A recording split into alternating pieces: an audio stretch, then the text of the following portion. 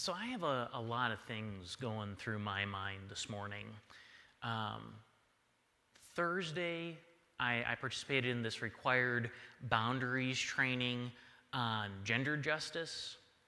I know that Veterans Day is coming up, and I wanted to be able to show the picture of my grandfather at my great aunt's wedding and talk a little bit about some of those memories that have been shared with me from that time. And then there's also this gospel passage that shows up in the lectionary for today. And all that stuff, as it starts to blend into each other and get tossed around a bit, I'm caught up with a lot of different kinds of feelings. And I'm sure that many of you are probably trying to process some of your own feelings after hearing the gospel reading for today. Because it's, let's just be honest, awkward. In our current time and in our current age, there isn't the expectation that if somebody's spouse dies, that person's brother is supposed to be the one who ends up being the responsible party for the wife who's left behind. In Jesus' time, things were quite a bit different. And yet, there's also quite a bit that hasn't changed very much either. So I want to take just a moment this morning to help us get a sense as to what was going on when the Sadducees come up to Jesus and they start poking and prodding and asking questions of him, trying to see how he would respond. So from the get-go, from the very first verse, we get that little note about the Sadducees, the ones who did not believe in a resurrection. So they're coming to Jesus with that kind of belief system, a belief system that when life is done, that's the end. And they want to question Jesus. They want to wrestle with Jesus about this idea that there could be something else, that there could be some kind of life or existence after one has died. And so they decide to wrestle with Jesus around a question that I will say, even in Jesus' time, was a bit of a pointed question.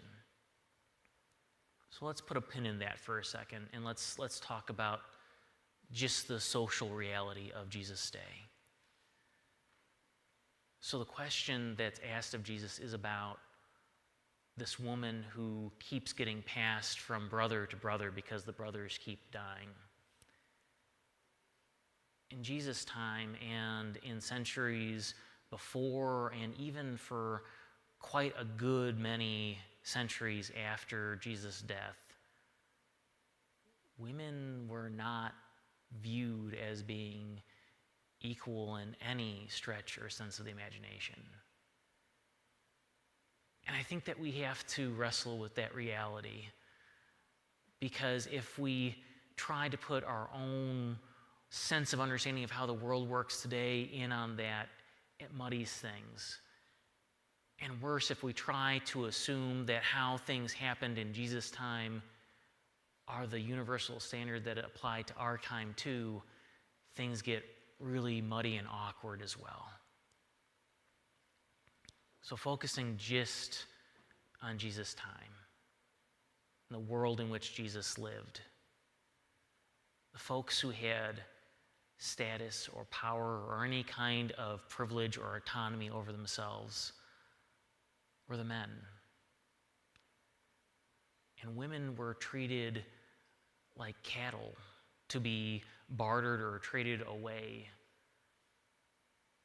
And when the Pharisees come to Jesus with this question about this woman whose husband dies and how the husband's brothers all end up dying in quick succession afterward, they're not probing Jesus about a question about marriage as we understand it.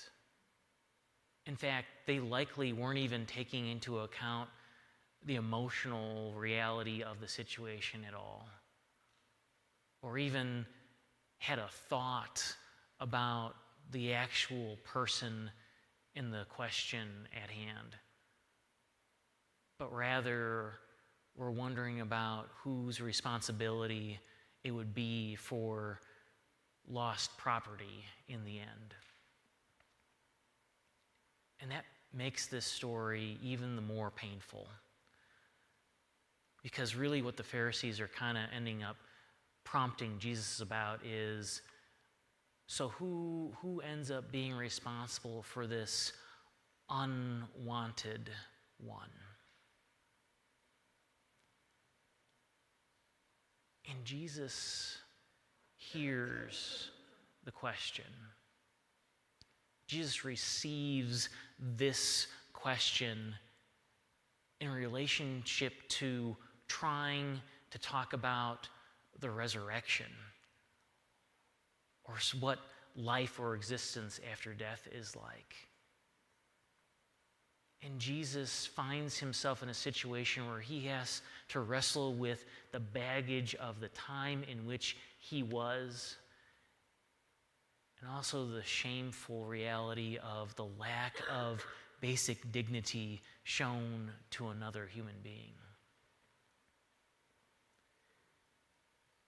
And as a question for anybody, let alone a question for Jesus, it sucks. Just straight up honestly sucks, because Jesus is put in a situation where no matter what he says, no matter how he responds, there are folks that are going to view him as either a person who's pushing against the very societal structures of the day, or advocating for an idea of the faith that doesn't align with a well-known and well-developed faith tradition of his day. It's a lose-lose situation no matter what. So Jesus tries to enter into it, and he does so in a way that doesn't just address the question in a kind of odd way,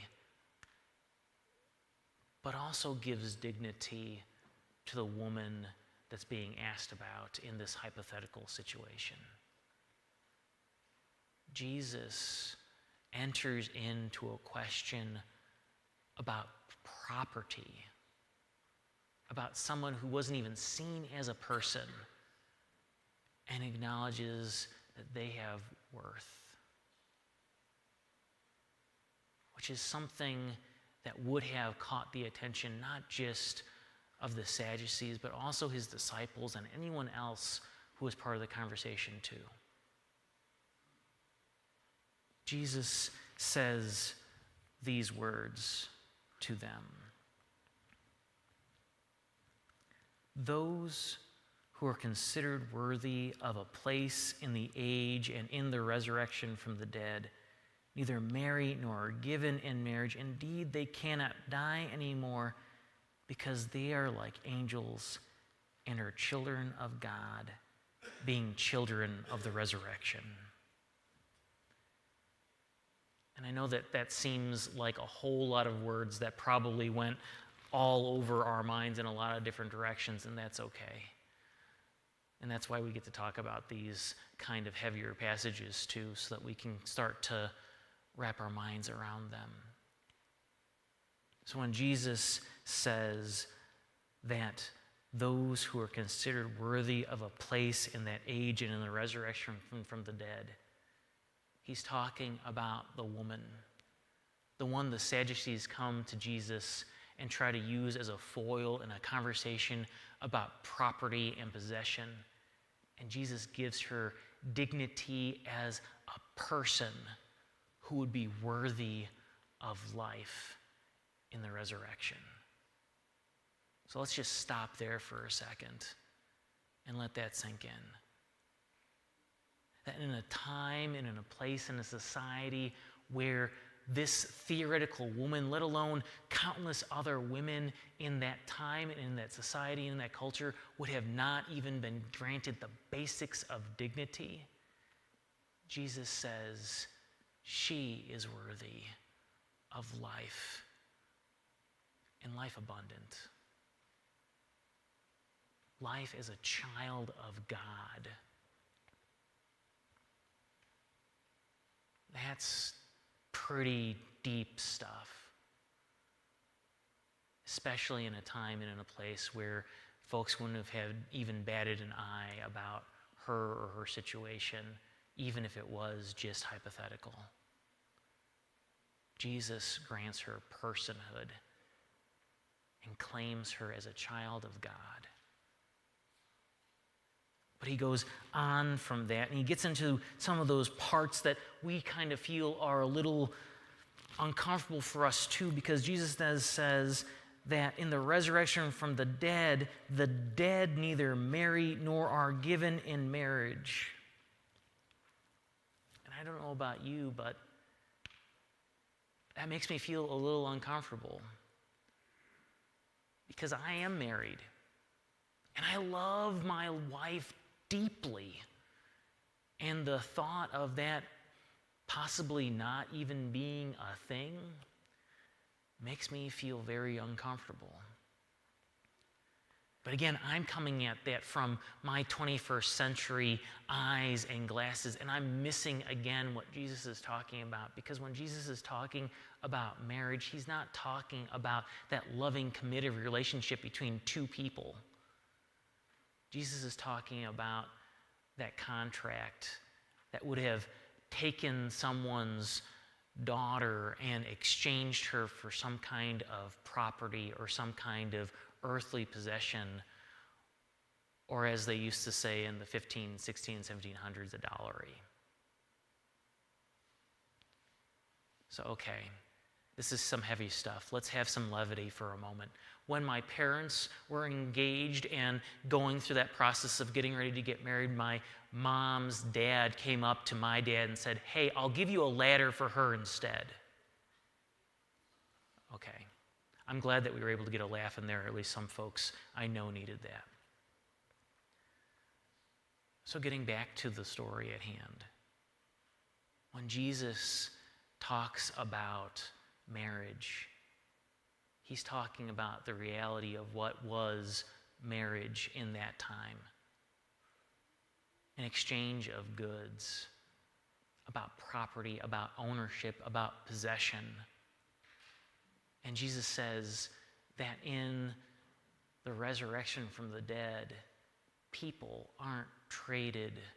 People aren't treated as if they are merely cattle for the farmer who wants to have the most to have. They're children of God, equally beloved, equally cherished. And with such simple words, Jesus challenges the social constructs of his day too. And in just a few short sentences, Jesus has given dignity to someone who wouldn't have even been seen as having presence or purpose, aside from being the means by which other people come into this world. And then he goes one step further and says that even these folks who have purpose are of such great value that they are not able to be bartered for or traded away or sold off.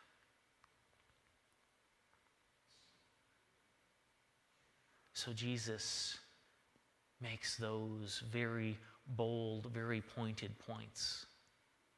But he doesn't stop there.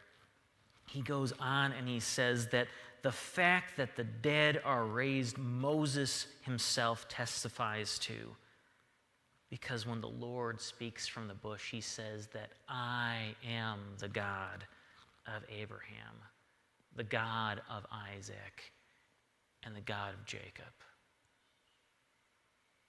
When Jesus shares those words, he makes it abundantly clear that God isn't saying, I was, but rather that God is saying, I am.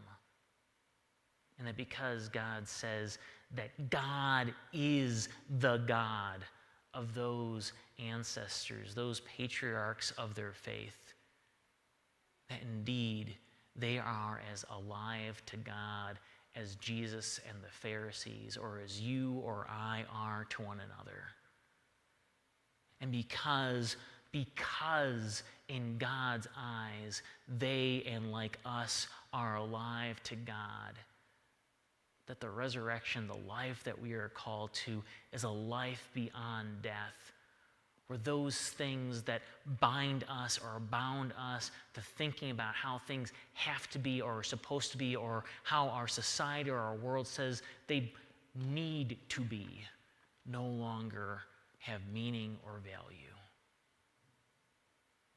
Because our God, who brings forth life from death, sees us each fully and wholly as who we are, as Jesus already named us as beloved children of God.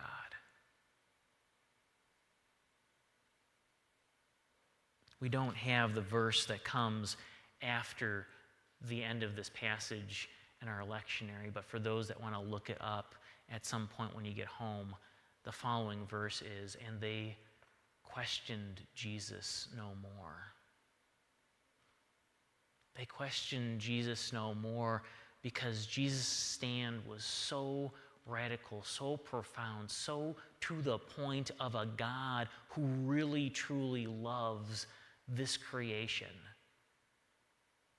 that they did not know how to begin to question that.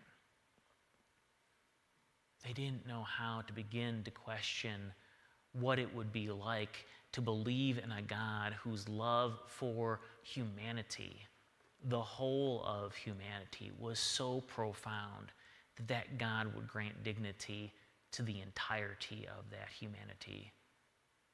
And not just grant dignity to it, but choose to claim it as its own offspring.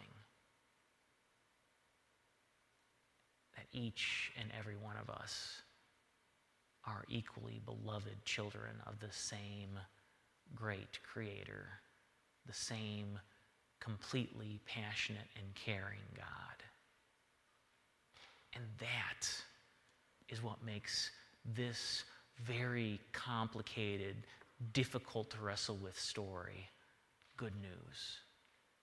That no matter how bizarre this may sound, or even how caught up we may be in our own lives and our own relationships sometimes, that God's love is still so great that it still sees each and every one of us as beloved children of God, no matter what.